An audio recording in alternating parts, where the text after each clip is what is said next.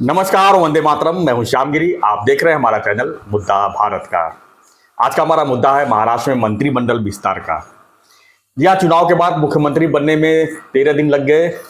अब मुख्यमंत्री बनने के बाद जो है मंत्रिमंडल का विस्तार होने में समय लग रहा है, लेकिन उसका मुहूर्त लगभग निकल गया है। यानी शनिवार को मंत्रिमंडल का विस्तार हो जाएगा। सभी मंत्री अपनी जगह पर जो है शपथ लेकर बैठ जाएंगे। लेकिन मंत्रिमंडल शपथ को लेकर काफ़ी चीज़ें सामने आई हैं। जो फार्मूला है उसको लेकर काफ़ी चर्चा है। फार्मूला ऐसा है कि बीजेपी को 20 सीट, 20 मंत्रिमंडल और शिवसेना को 12 है और अजीत दादा पवार एनसीपी को 10 मंत्रिमंडल देने की बात सामने आई है। अब इसमें गृह खाता जो है, गृह मंत्रालय को लेकर जो है जिस तरह से विवाद चल रहा था, शिंदे साहब चाहते थे कि शिवसेना को उप मुख्यमंत्री होने नाते उन्हें दिया जाए, लेकिन बीजेपी जो है उस पर अड़ी हुई है और अंत में जो है फाइनली हो गया है कि गृह मंत्रालय जो है बीजेपी के पास ही रहेगी और शिंदे साहब के पास जो है शहर विकास मंत्रालय दिया जा रहा है और वित्त मंत्रालय जो है अजीत दादा को दिया जा रहा है। उसके बाद बाकी सब जो खाते आते हैं वो 1-2 दिन में वो भी सब सामने आ जाएगा।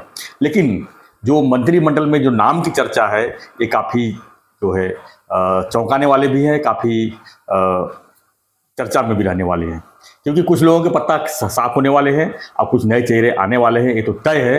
तो हम आज इसी चर्चा करेंगे कि आखिर में नए चेहरे कौन हो सकते हैं और किसकी विदाई हो सकती है। ये हम जो है आज डिस्कस करेंगे। हमारे साथ में नवभारत के वरिष्ठ पत्रकार सूर्य प्रकाश मिश्रा जी।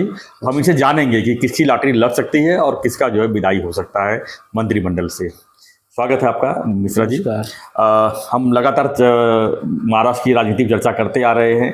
चुनाव में भी चर्चा किए, चुनाव के रिजल्ट में भी चर्चा किए और मंत्रिमंडल जो बनने जा रहा है उस पर चर्चा की बारी आई है।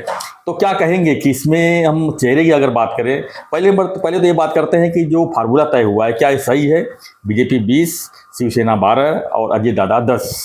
देखिए, सबसे पहले मैं बताना चाहता हूं कि जिस तरीके से महायुति को विधानसभा चुनाव में प्रचंड बहुमत मिला जी, उससे ये तो आशा सभी की लगभग हर जिले में 2-2, 3-3 उम्मीदवार इस तरीके के मंत्री बनने की होड़ में हैं और एक अनार 100 बीमार वाली हालत जो है बनी हुई है। जैसा कि आपने कहा कि 20 बीजेपी कोटे से, 12 शिवसेना के कोटे से और 10 अजीत पवार की एनसीपी की कोटे से, इस तरह की जो ये गणित है, जो समीकरण है, ये लगभग तय माना जा रहा है कि इतने मंत्री, इसमें 1-2 का इधर उधर फर्क हो सकता है।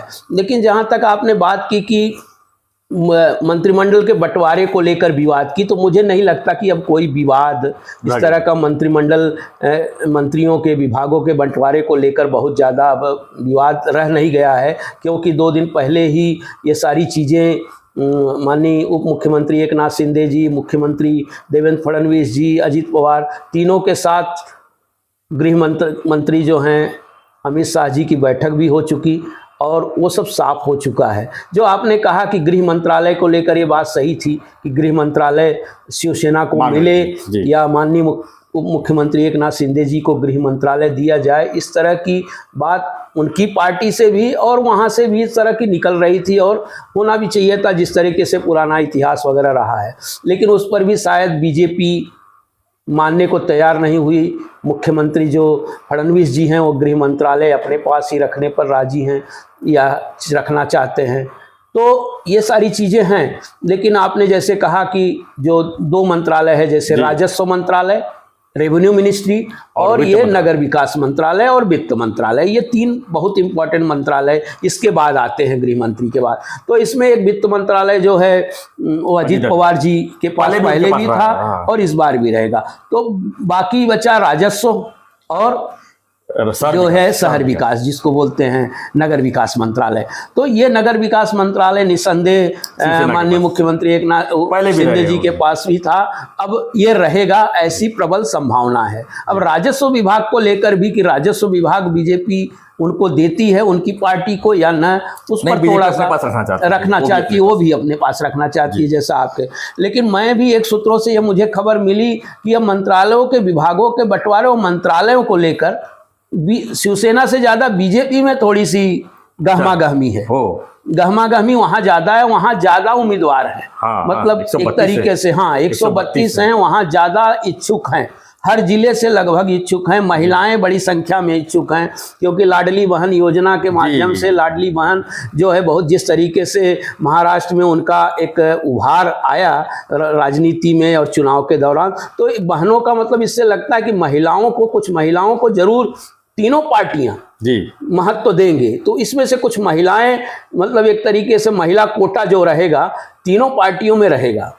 और बाकी जो मंत्रालयों की बात जो आपने कही कि अलग अलग जिलों से, मुंबई जिसके बहुत बड़ा शहर है, आर्थिक राजधानी है, मुंबई से भी तीनों पार्टियां चाह रही हैं कि एक मंत्री हमारा मुंबई का रहे, पालक मंत्री बनना है। तो पालक मंत्री के तो और सारे विवाद हैं और जिलों में, लेकिन मुंबई का जहां तक बात करें, एमएमआर की बात करें, तो यहाँ बहुत बहुमत अच्छा मिला है। और उनको ये चाहिए भी कि भाई अलग अलग, मुंबई की अगर बात करें तो कई चेहरे हैं जो कि प्रयास में हैं। अभी हम उस दिन प्रताप सरनाइक से भी मिले थे, वो भी प्रयास में है कि उनको इस बार जो है चौथी बार विधायक बने हैं। बिल्कुल बिल्कुल चौथी बार विधायक बने और काफी बड़े अंतर से जीते हुए बड़े अंतर से जीते हैं, सक्रिय हैं और हाँ शिवसेना के एक कद्दावर नेताओं में अब उनकी गणना होने लगी है, गणना होती है। और शिवसेना से अलग होने का सबसे पहला कदम उन्होंने ही उठाया था। ये बात आपने बिल्कुल सही की, मांग उन्होंने की। अब जैसे कि और भी, जैसे कि ये लाडली बहना का भी जो शुरुआत उन्होंने एक तरीके से उनके माध्यम से ही एक आई बात आगे आई। गौ माता को दर्जा, गाय राष्ट्र मतलब राज्य माता का दर्जा देने का, गौ को एक उन्होंने कुछ इस तरह के अभियान उन्होंने चलाए। गणेश नाइक का भी नाम चर्चा में है। सबसे बड़ी गणेश नाइक जी भी सबसे पुराने लीडर हैं। अब देखिए छगन भुजबल और गणेश नाइक जी मतलब इस विधानसभा में सबसे बुजुर्ग और सबसे पुराने नेताओं में से एक हैं, कद्दावर नेता हैं, काफी अनुभवी हैं। और गणेश नाइक जी तो थाने जिले के सबसे पुराने नेता हैं। सबसे पहले इस समय देखा जाए तो सबसे पहले वो मंत्री रहे हैं, बहुत बड़ा लंबा चौड़ा उनका अनुभव है, तो इसमें कोई संदेह नहीं। तो बात उठनी है बीजेपी से भी उधर, लेकिन गणेश नाइक के सामने वहाँ मंदा मात्रे की बात भी की जा रही है, जो मात्र 200-250 वोटों से चुनकर आई हैं, महिला हैं, इसलिए वो बात होती है। लेकिन गणेश नाइक जो हैं एक अनुभवी और परिपक्व नेता हैं, इसमें कोई संदेह नहीं। तो उनकी बात हो रही है। थाने जिले में वही मैंने बोला ना, एक अनार 100 बीमार। अब थाने जिले में कितने मंत्री, अब रविंद्र चौहान जो लोक निर्माण मंत्री थे, देवेंद्र फडणवीस जी के करीबी माने जाते हैं, तो उनको तो मंत्री बनाना उनका तय है। तो यहाँ से भी और भी बातें, संजय केलकर जी भी पुराने हैं जो चौथी बार चुन के आए हैं, तीसरी बार चुन के आए हैं वहाँ। और देखा जाए तो निरंजन डावखरे भी उनमें एक हैं कि भाई वो भी देवेंद्र फडणवीस के खास माने जाते हैं। सभी तो इस तरीके से जो मुंबई और एमएमआर की स्थिति है ना, यहाँ कई उम्मीदवार हैं मंत्री बनने के रेस में, कई अनार हैं जो कई अनार हैं जो बिल्कुल। तो वो अगर वो बनाया, वो समीकरण बनाना पड़ेगा। जैसे मुंबई की बात की, आशीष शेलार जी हैं, मंगल प्रभात लोढ़ा जी हैं, पर बात चल रही है उत्तर भारतीयों का बहुत बड़ा एक योगदान रहा इस चुनाव में। तो उनके भी बीजेपी के नाम से भी एक उत्तर भारतीय एक नेता को किसी तो पहली बार चुन के आए हैं, हालांकि बहुत वरिष्ठ हैं, संजय उपाध्याय जी, उनको भी मंत्री बनाने की बात चल रही है। तो जिस तरीके का ये मुंबई एमएमआर का इलाका है, तो छोड़ दीजिए, और भी इलाके जो है, विदर्भ है, कोकण है, कोकण से भी कई है, मराठवाड़ा से भी है, उत्तर महाराष्ट्र से है। तो वरिष्ठ मंत्री बैलेंस, सबसे बड़ी बात जो आपने अभी कहा कि बैलेंस बनाए रखना एक बहुत बड़ी चुनौती है। और चूंकि आगे महापालिका और नगर पालिकाओं के चुनाव हैं, तो मैं देख रहा हूं कि जो शहरों से जुड़े हुए लोग हैं, शहरों के मंत्री हैं, शहरों से जुड़े जो जनप्रतिनिधि हैं, उनको जरूर प्राथमिकता दी जाएगी। जैसे मुंबई है, ठाणे है, पुणे है, नागपुर है, औरंगाबाद है और नासिक है। तो जो शहरों का जिनका टच ज्यादा है, वैसे विधायकों को प्राथमिकता दी जाएगी। यहाँ पर मैं आपको बोलना चाहूंगा कि शिवसेना ने कुछ दिन पहले डिक्लेयर किया था कि ऐसी बातें आई सामने कि 2.5 साल जो है मंत्री बनाएंगे, यानी जिसका नंबर लग जाएगा और 2.5 साल बाद जो उसमें कुछ कमजोर साबित होंगे उनको हटाकर नए चेहरों को मौका मिलेगा। एक तरह से बैलेंस बनाने का कोशिश कर रहे हैं। एक तरीके से बहुत बड़ा बैलेंस माननीय मुख्यमंत्री एकनाथ शिंदे जी ने एक बैलेंस बनाने का ही काम उन्होंने किया है। उन्होंने फार्मूला ये बाकी लोग भी अपनाएंगे, ऐसा लगता है? हो सकता है, नहीं, मुझे नहीं, बीजेपी में यह फार्मूला नहीं चलेगा। बीजेपी ये फार्मूला नहीं अपनाएगी। बीजेपी चूंकि देखिए साधन संसाधन उनके अच्छे हैं, और बीजेपी के नेता भी, और बीजेपी के तो आपको मैं बताऊं 60-70% इवन जानते हैं कि जो मैं चुन के आया हूं पार्टी के नाम पे चुन के आए हैं, पार्टी के वो दबाव में रहेंगे, काम करेंगे। यहाँ ये शिवसेना में भी होता है कि देखिए ये सकता है कि ये बड़े कई नेता हैं इसमें जो अपने दम पे भी हैं और जो अपना सारा कैरियर छोड़ के माननीय शिंदे जी के साथ आए थे, लेकिन उनको भी जिताने में जिस तरीके का योगदान मुख्यमंत्री एकनाथ शिंदे जी का रहा, जिस तरह मुख्यमंत्री एकनाथ शिंदे जी के नेतृत्व में उनके 57 विधायक चुन के आए हैं, तो उसमें भी ऐसा नहीं है कि उसमें कोई भ्रम की स्थिति है उनमें आपस में, लेकिन ये है कि वो सभी को एडजस्ट करने की वो कोशिश करेंगे। मैंने वही कहा ना, महानगर पालिका नगर पालिकाओं के चुनाव हैं तो ज़्यादातर शिवसेना को शहरी क्षेत्रों में अच्छी सफलता मिली है, तो उन शहरी क्षेत्रों में और उससे जुड़े नेताओं को वो थोड़ा सा ताकत देने का काम मंत्रिमंडल के माध्यम से करेंगे। जी क्या लगता है कि जो पुराने मंत्रिमंडल हैं उसमें पहले तो 10 बीजेपी के थे, 10 शिवसेना के थे, 10 बराबरी का था। इस बार समीकरण थोड़ा अलग है, तो कुछ क्या पुराने चेहरे को विदाई होनी मान सकते हैं? जरूर कुछ चौंकाने वाले निर्णय हो सकते हैं, 1-2 चेहरों को नहीं, जैसे आपने बस 2 ही थी ज्यादा, मतलब हर पार्टी से हर पार्टी की बात मैं कर रहा हूँ, 1-2 चेहरों को जरूर बदला जाएगा बिल्कुल।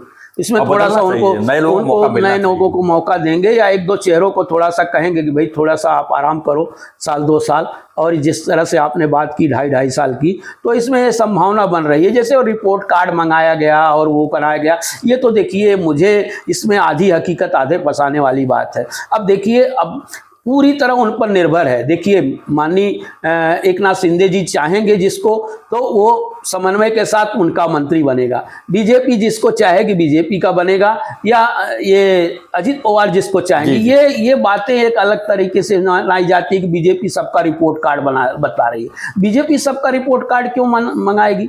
ये कोई बहुत बड़ी बात नहीं। हाँ, एक आध जो बहुत विवादित चेहरे हैं, बहुत ज़्यादा विवादित हो चुके हैं, उनके ऊपर भ्रष्टाचार के कुछ आरोप लगने शुरू हो गए हों, कुछ 1-2 चेहरे इस तरीके के हैं, तो अगर बीजेपी विवादित थे, माननीय अजित पवार जी के मंत्रिमंडल में कई विवादित चेहरे थे ना, माननीय छगन भुजबल के ऊपर दुनिया भर के आरोप लगे थे, तो इसका मतलब ये नहीं है कि वो छगन भुजबल को मंत्रिमंडल से हटा देंगे। तो वो जो चेहरे हैं वो बने रहेंगे, और भी उनके कुछ वरिष्ठ नेता हैं जो उनका चल रहा है कि अगल बगल होंगे, लेकिन एकनाथ शिंदे जी की जो पार्टी में है, मुझे नहीं लगता कि बहुत चेहरों में बदलाव आएगा। हाँ, 1-2 जरूर उसमें बदलाव की संभावना नजर आ रही है। कुल मिला के हम क्या कहें कि जो नए चेहरे में अगर हम बात करें तो क्या लगता है, गणेश नाइक जी और प्रताप सरनाईक जी अगर देख सकते हैं मंत्री? स्वाभाविक है, इसीलिए तो उनका पक्ष जो है मजबूत दिखाई दे रहा है। पक्ष तो मजबूत है। अब लेना न लेना वो पार्टी के अंतर्गत बहुत सारी चीजें हैं। हमने यही कहा ना कि जैसे गणेश नाइक जी तो सबसे वरिष्ठ, उनका पुराना यही सब सोच के 2019 में वो उन्होंने पार्टी छोड़ी, जीते, फिर बाकी 2 विधायक आए उनके, लेकिन उसके बाद वो परिस्थितियां बदली, उसके बाद और अलग तरीके की राजनीति चली महाराष्ट्र में।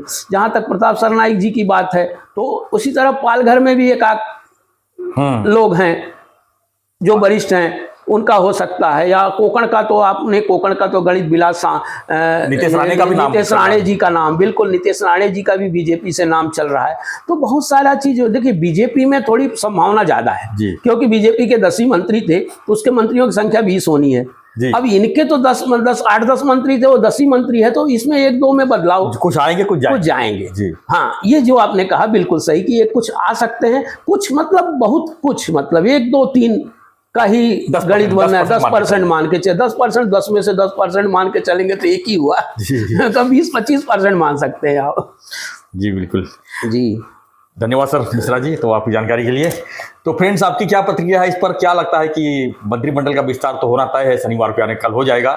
जो चेहरे की बात अगर हो तो बात हम करें तो विदर्भ है, मराठवाड़ा है, और कोंकण है, उत्तर महाराष्ट्र है, और ठाणे है। तो ऐसे में हर कोई चाहेगा कि जो है उनके इलाके का कोई एक मंत्री बने। ये तो पॉसिबल नहीं है, लेकिन दावेदार जो है बहुत सारे लोग हैं। अब देखना यह है कि मंत्रिमंडल में किसको स्थान मिलता है और किसकी विदाई होती है, ये भी सबसे चौंकाने वाली बात रहेगी। तो आपकी प्रतिक्रिया दीजिए और बने रहिए हमारे साथ, देखते रहिए हमारे चैनल मुद्दा भारत का। चैनल को लाइक, शेयर और सब्सक्राइब जरूर करें। राजनीति से खबरों जुड़ी हर खबरों को जानने के लिए देखते रहिए हमारा चैनल मुद्दा भारत। धन्यवाद सर। धन्यवाद। धन्यवाद। जय हिंद।